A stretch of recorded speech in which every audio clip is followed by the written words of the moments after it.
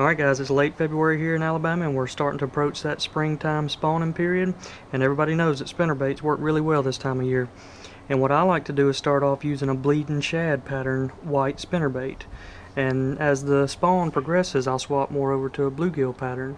You know, once they get up there on the beds and they're starting to fight the bluegills away, I'll use that color. But to start off with, I like in the pre-spawn, I use the bleeding shad. And if you think about it, these fish have been feeding on threadfin shad all winter long, so this white with that red flare can sometimes trigger a strike.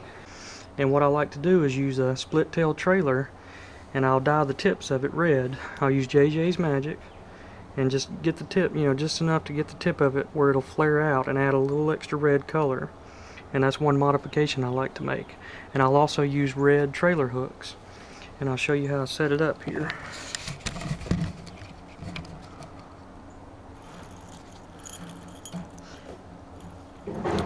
You just want to run that trailer all the way up to where it lines up just straight,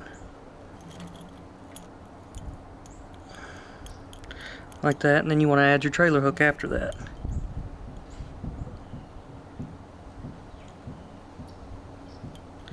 Get it going the same angle as your hook, and that's it. That's a really good springtime spinnerbait, and as you'll see in this video, me and Liz have had a lot of luck with it.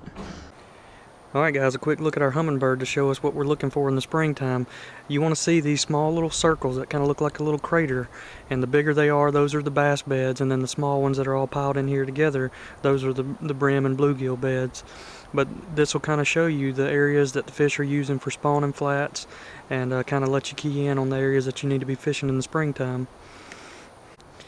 And you can see Liz just caught a nice one. We're on a good pattern and it's working.